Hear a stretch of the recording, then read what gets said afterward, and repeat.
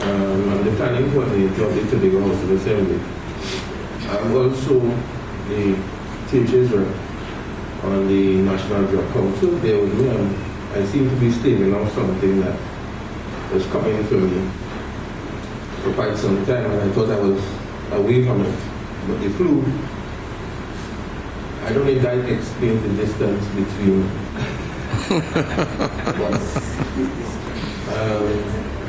so far so good. I'm frightened. So I want to welcome you to this national consultation here in Tobago on the National Drug Plan. With me is Ms. Sarah Siratan and Ms. Susan Alfonso, yes, both from the National Drug Council. And we're here to sort of discuss how the existing National Drug Plan, which has lapsed, how we're going to move forward. At this point, it is 9:04. The person from ADA, the Alcohol and Drug Abuse Prevention Program in Tobago, she had an emergency, and she is at the clinic now with her son, as Ms. Lily Sterling Lewis. So apologies on her behalf, but the program will go along. And what we're trying to do at this point is to consult with the persons who are interfacing one way or the other as a stakeholder in which drug abuse and substance dependence are impacting on society one way or the other. At this point in time, I would like to officially start. I would want to welcome you, and I would want us to start with a rendition of the national anthem. So could we please all stand?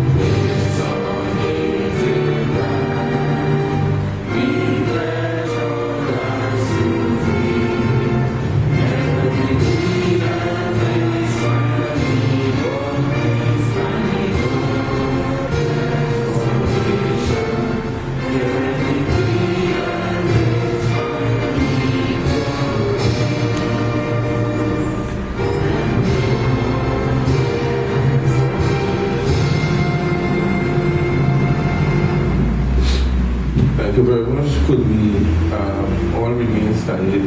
I would like to invite Planning Officer to Ms. Judy Prescott-Wilson to bring some opening prayers.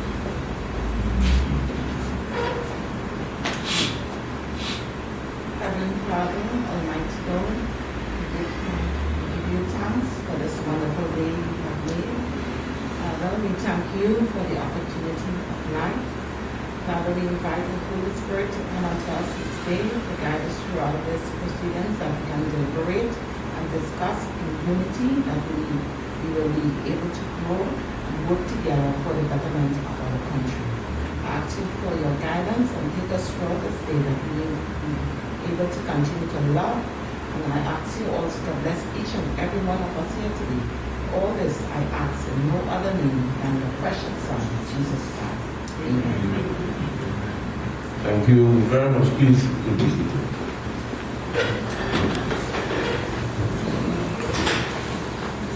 I would like to just hand over to Ms. Siratan and Ms. Alfonso just to bring some opening remarks, and then I would give a brief presentation on some of the administrative proposals for the addressing of some of the problems associated with drugs here in Tobago. We will have to forego Ms. Billy Lewis's presentation with ADA to show what they would have been doing in Tobago, and Ms. Siratan will take over with the presentation of a report of the National Drug Information Network, and then Ms. Alfonso will take over, right? And then we'll get into the consultation. We will hope, of course, that at least even though as stakeholders you are interfacing with persons who are affected by substance dependence one way or the other, that at least we have some access to some information before our ideas are presented in the consultation, so that at least wherever there is any information gap, we could understand the gravity of the situation with the official information coming from the police. So I would like to thank you. I hand over just with a welcome and open remarks by Ms. Shiratan and Ms. Alfonso.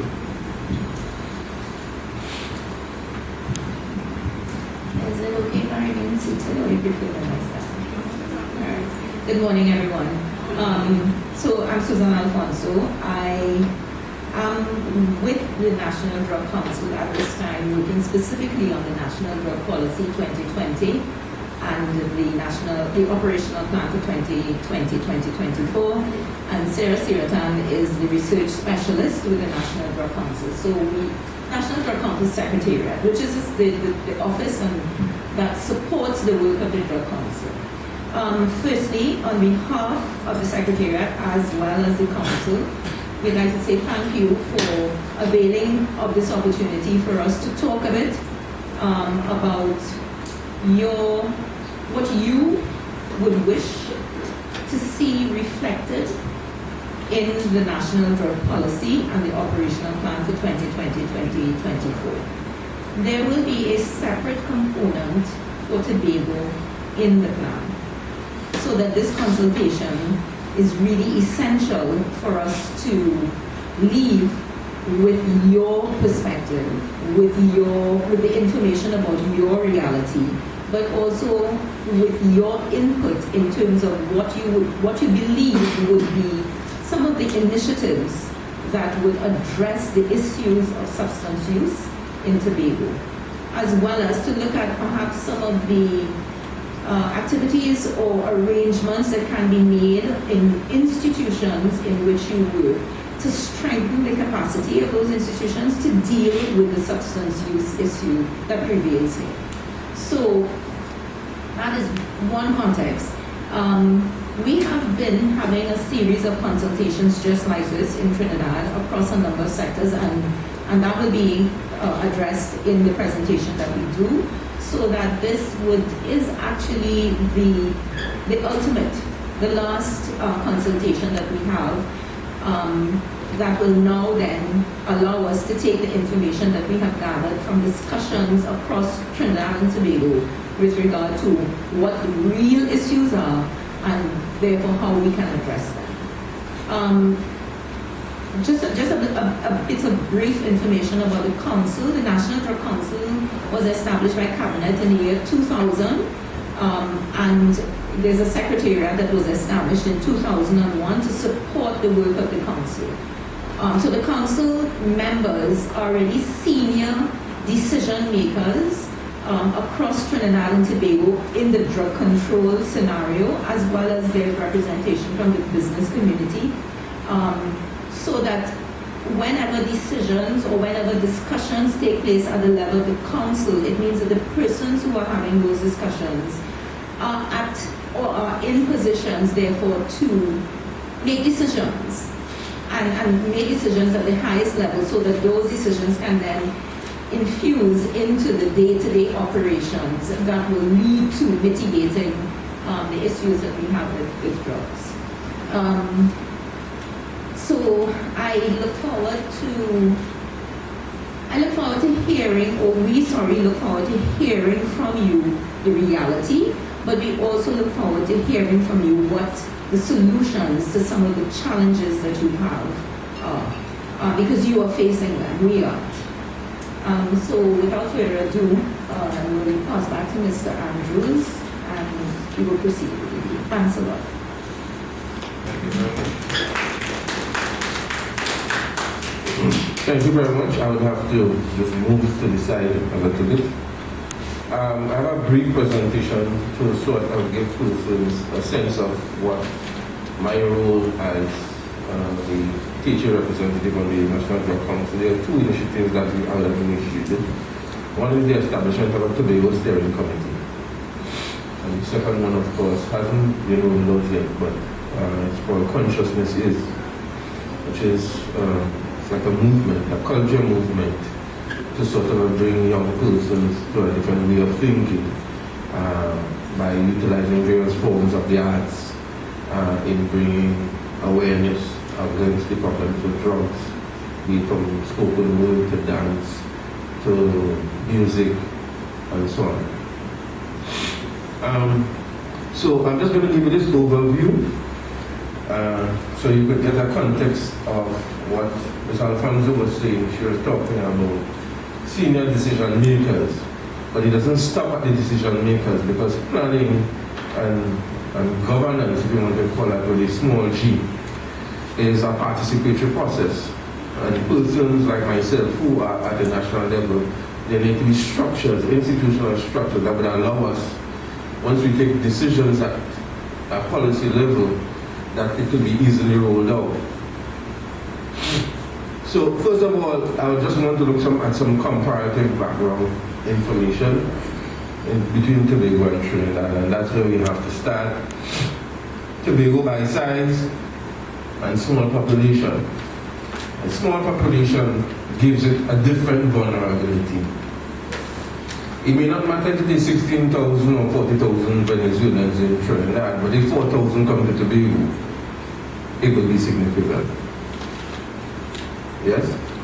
So wherever you have small size, we have to have a greater level of responsiveness, because one thing may trigger and have a wider sphere of influence than when you have a situation where you're comparing a population of 63,000 to 1.4 million. It's not to say that it's any less important in Trinidad. It just says that the gravity of any particular situation, if it were to take hold, especially when it relates to drug and drug substance abuse, it is likely to be felt faster and more intensely in a smaller society. So we have to take note of that. You have to take note also of some of those predisposing factors: higher cost of living and a lower level, notwithstanding we have a higher tertiary education labor force target nationally in Vision 2030. In Tobago, we only have 18% of the labor force. And what that translates to is a lower incidence of persons having employment with the salaries that would meet basic needs and are likely to put them at risk for encounters with drugs, right? Lower level of, sorry, we did that one, and you have differential poverty rates, as we could see here. Poverty is one of those risk factors. In 2005, the poverty level in Tobago was 19, in Trinidad nationally it was 16. By 16%.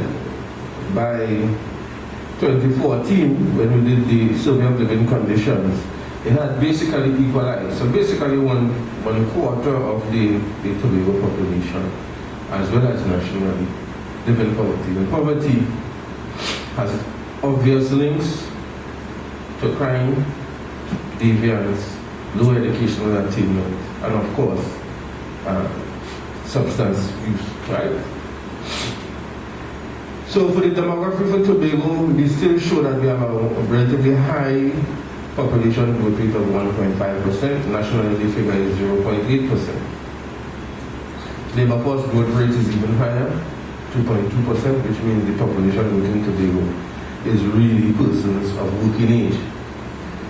And all things being equal, that of course is the vulnerable population, but also if the average household size in Tobago is smaller, then natural increase is not the major source of population growth. It means that the major source of population growth in Tobago is migration. And migration brings with it all the attendant challenges, including the issue of substance use dependence and criminal activity, right? And I'm not just speaking about migration south of the border, we're talking about also migration within the CARICOM area. The population is largely of Afro descent, dominant colonial influence is British as opposed to Trinidad, and we had at least 1/3 of the households in the island being headed by single-parent female households. So again, these are some social and contextual issues that we must put on the canvas when we want to paint the issue or the picture with respect to vulnerability to drugs, right? Notwithstanding that, we have a relatively low unemployment rate, which is less than 4%, but unemployment is high among women, and unemployment is 19% among persons 15 to 19. Now, 15 to 19, the question should really be, why is someone 15 to 19 in the labor force in the first place? It speaks to another issue. Truancy, dropouts, and not continuing the pursuit of education, right? So already we are seeing that if you look at labor force figures overall in Tobago, you would look on the surface and say things are okay. It's about 4%. Anything under 5% is fine. If you reach 3%, you call that full employment. So therefore, virtually, you don't have anything to worry about. But if you look at labor force by age group distribution, and you see 19% of the persons who are in the 15 to 19 age group and in the labor force are unemployed, you know that you have a challenge. A frustrated persons who are in the labor force at 15 to 19 are obviously those who are not preoccupied with educational pursuit. You could see how that frustration can boil over and lead them into areas that are not positive. So again, you could see how, from a broader perspective, how this whole issue of drugs could be a little bit multidisciplinary. We also have an unstructured economy in Tobago, so 55% of the jobs are in unskilled and manual occupations. And that's the unfortunate challenge. So there's an economic challenge for Tobago, where we have to sufficiently diversify the economy so that we could retain persons with skills and tertiary education who could work for the type of money and create the kind of wealth and sustain themselves, rather than thinking that this would be able to take us through. Because once the economy stays like that, even if the education system performed well, and everyone who went to school did A levels, and everyone aspired to go to the university and did so, they would still have to move to Trinidad because there are no jobs in Tobago given the structure of the labor force to retain them. So it is also an economic problem for the state, for the THE, to treat meaningfully and substantially with the issue of economic diversification on the island. Alright, so therefore it is a full circle. I have a very important passion for children and education. So I wouldn't be able to deal with anything with drugs unless we go there. Tobago had a higher level of scholastic retardation than Trinidad. Scholastic retardation is when someone is in a class that is lower than for the age normal.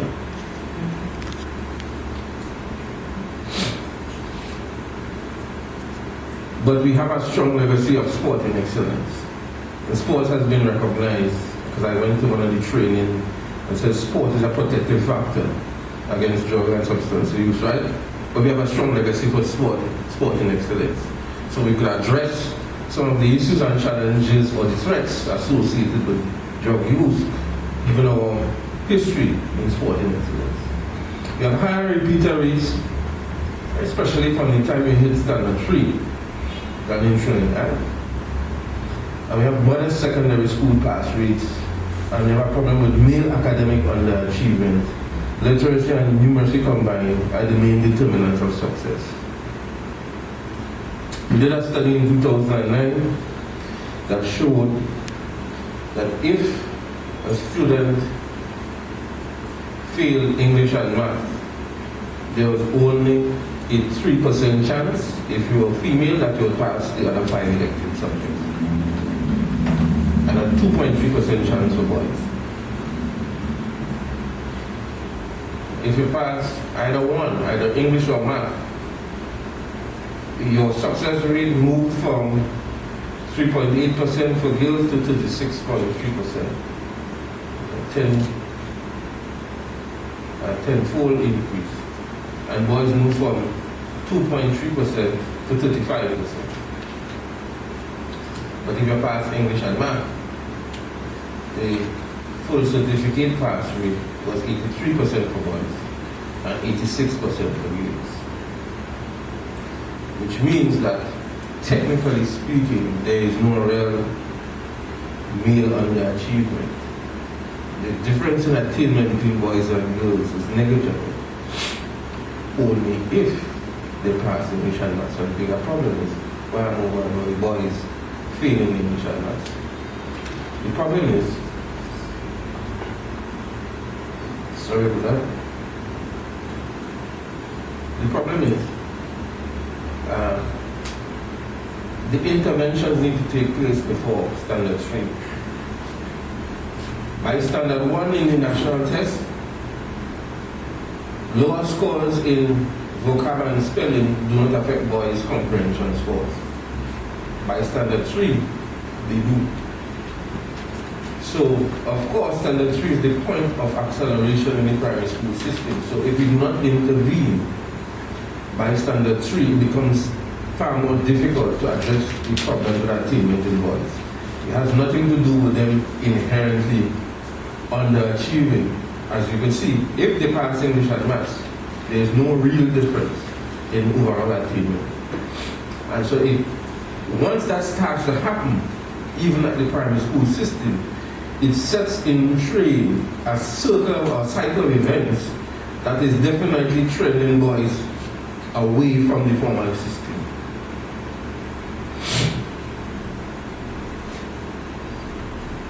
Right. Now, this is where I wouldn't stop, but in all of this, we need to talk about the NDC and some general issues with respect to crime and narcotic related offenses. So this is where my colleagues will fill in the blank. So some functions of the National Drug Council monitor and evaluate the progress made during the implementation of the original plan, both demand and supply reduction, and advise government on all related sectoral plans and budgets for implementation of the projects and programs and interventions in the plan. Now the National Drug Plan has 6 pillars, right? They have demand reduction,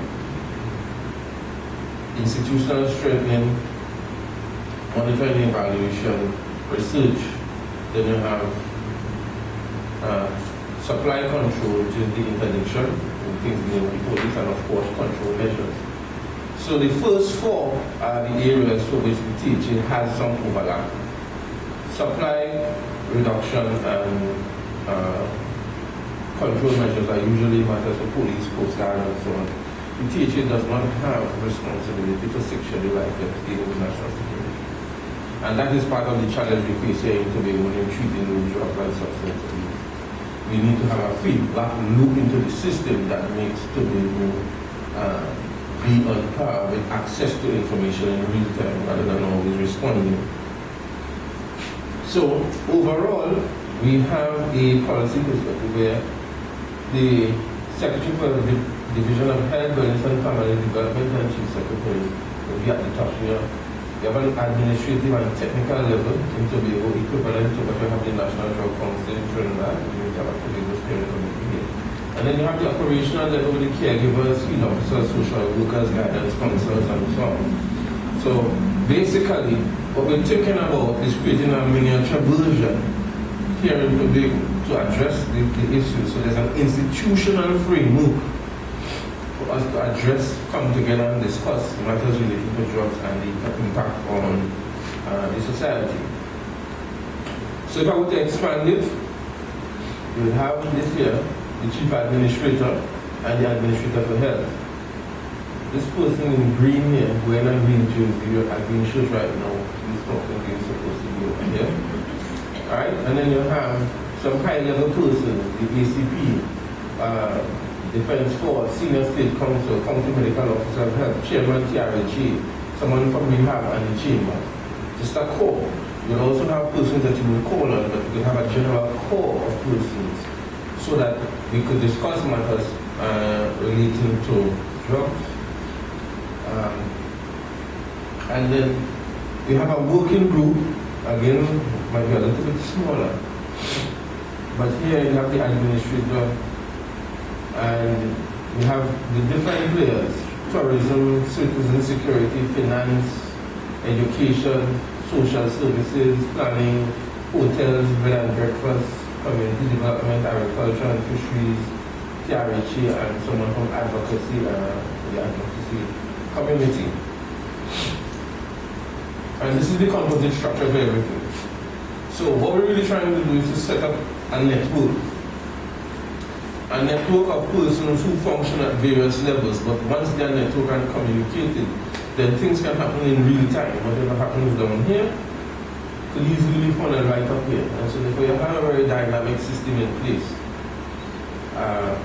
so that we could address issues with respect to drugs. So I'm going to close in a minute. I have a table that looks at the agency, the main roles, who the point people, and the necessary actions taken into activities. Alright, these executive council notes are already complete and they are being reviewed at the moment, right? And this is the overall structure, communication process. So elimination of national security, I put in pink here, the thing like interdiction, seizures and so on, control measures looking at precursor chemicals for synthetics, for explosives and so on. As control measures, supply reduction is the activity of the police for eradication and so on. Those are in pink because they're not really the TH's immediate responsibility. The green one, demand reduction, research, monitoring, evaluation, and institutional strengthening. So these are the 6. These 2 and this 4 are the main areas to which the National Drug Council operates. Right? So you have the National Drug Plan. So what we are looking to do is establish this, a Tobago Steering Committee, and have a technical committee of the operational agencies. So once we have this nice network going on here, the Tobago agency will run in terms of its review, customization, and implementation of the National Drug Plan in Tobago. And one of the things I want this committee to do is to produce an annual report for the situation of drug use and related activities in Tobago. So that is one of the major outputs of this new network. We want us to produce an annual report on the situation, collect the information from all the agencies, from TREC, from schools, who look at suspensions, how many persons who were not follow the law, all that information, and produce an annual report. That report goes to the National Drug Council, right? And then it can feed back into the system, right? So basically that is what the TH's role